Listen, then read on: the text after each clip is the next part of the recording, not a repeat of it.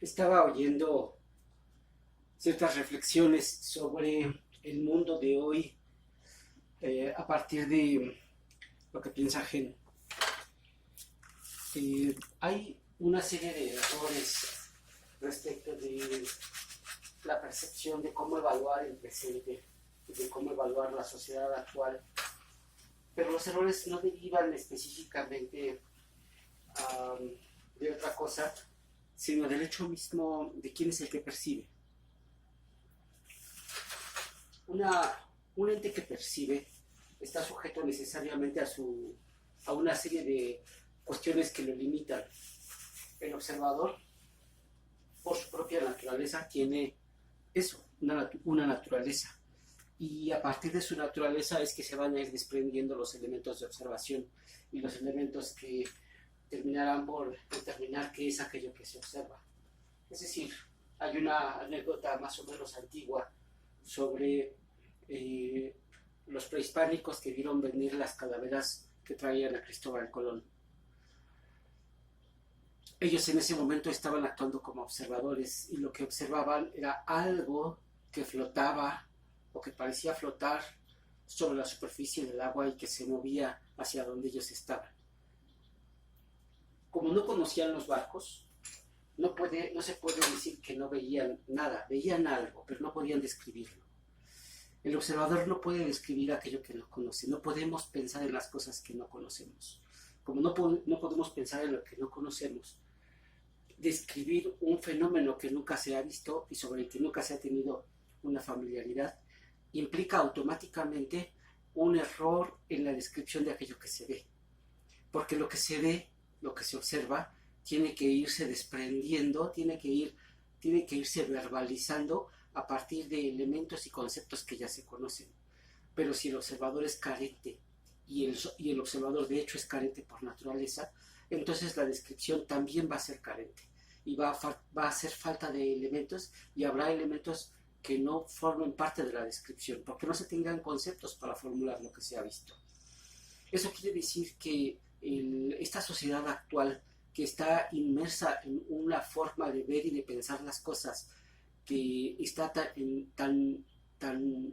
fuertemente posicionada en la inmediatez, obliga y lleva a observadores que van a estar viendo su mundo de manera parcializada y limitada. No solamente parcializada y limitada por su vivencia en la inmediatez, sino porque además se está generando entonces una sociedad de espectadores sin conceptos. Es una sociedad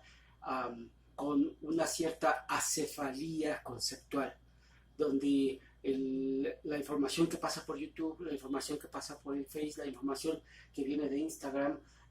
es parcializada y limitada. Se deja de creer en la observación y en los aportes de los observadores doctos, como por ejemplo, las universidades, por ejemplo, los investigadores, etcétera, y se cree más en lo que el individuo de a pie provee. Pero el individuo de a pie que provee, el individuo de a pie lo que provee es una visión parcializada, es una visión, falta de investigación, falta de visión, falta de sentido crítico. Entonces, esto que va aprendiendo estos jóvenes de hoy y esta sociedad de hoy, y que va capturando y a partir de lo que están hablando, hace que sus propias observaciones sean cada vez más limitadas y más pobres. Y esto lleva inevitablemente a una sociedad donde la pobreza conceptual va a llevar a un encierro mental. Y este encierro mental va a dificultar total y completamente el diálogo. Así es que nos estamos acercando cada vez más a una sociedad capaz de dialogar. Luego entonces, esta sociedad incapaz del diálogo y con pobreza conceptual, pues va a ser una sociedad de aislamiento. Así las cosas, esta sociedad de aislamiento, pero de un aislamiento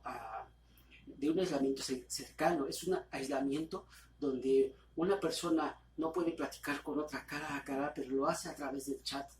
y están de un cuarto a otro, de una casa a otra o en otra parte del mundo, pero no importa que estén en otra parte del mundo. El aislamiento no tiene que ver con la distancia, no tiene que ver con el hecho de que uno está en Inglaterra y el otro está en México.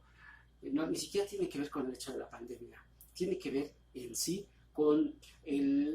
el encierro preexistente a la pandemia que está haciendo que el individuo sí se encierre, pero se encierre en su mundo de pobreza conceptual porque teme acercarse al otro. Así las cosas, si el individuo entonces se está haciendo incapaz de comunicarse porque tiene pobreza conceptual, porque tiene incapacidad de visión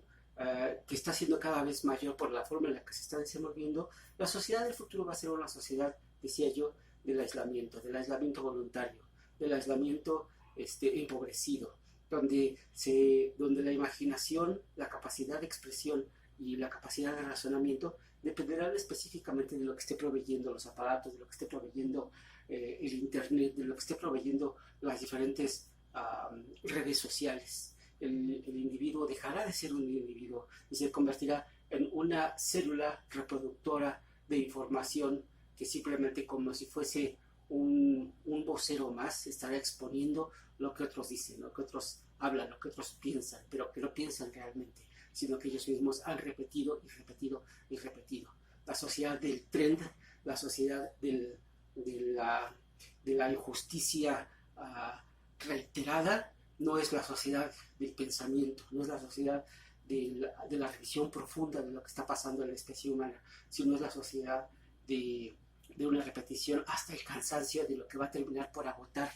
de una u otra manera la visión crítica, pero no solamente la visión crítica, sino también el sentido mismo de la existencia, porque a estos individuos del futuro cercano, ni siquiera estamos hablando de una sociedad lejana, a estos individuos de este futuro cercano, ¿qué importancia le van a encontrar a la vida? Y no es porque nosotros, generaciones previas, hayamos ya encontrado un sentido trascendente de la vida, pero aún nosotros en esta búsqueda de darle sentido a nuestra vida o de encontrar si hay un sentido de la vida, vivíamos una sociedad más orientada a la continua búsqueda y a una continua búsqueda que pues dependía quizá de la idea brillante que alguien pudiera tener, de la idea brillante que alguien pudiera enseñar, y entonces se estaba en la búsqueda hambrienta por encontrar estos elementos. Pero hoy ya no es así. Hoy el paradigma cambia, y el hecho de que cambie el paradigma hace que la sociedad cambie, y el hecho de que la sociedad cambie hace que el individuo cambie, pero el individuo no está cambiando en función de un proceso evolutivo que viene de individuos previos, sino que viene de una sociedad que, como está siendo enferma, y donde los individuos de generaciones anteriores no tuvieron la capacidad de transmisión de por dónde irse moviendo para poder producir no solamente individuos con mayor capacidad evolutiva, sino sociedades más avanzadas, sociedades más evolucionadas. Lo que han estado transmitiendo, o lo que hemos estado transmitiendo yo como parte de aquella sociedad, es un sentido del miedo y un sentido del aislamiento y un sentido de fomentar pobrezas espirituales. Luego entonces la sociedad futura, como ya venía diciendo, está siendo caracterizada por una serie de elementos que parecieran conducir a una sociedad caótica, pero de un caos aislado, o sea, donde cada individuo desde su concha, en su recámara, en su espacio pequeñito, concentrado en su aparato, desde ahí pretende estar en contacto con el mundo y estar en contacto con todo, pero este será un mundo entonces virtualizado, caótico, lleno de ignorancia y lleno de desinformación. Hasta la próxima.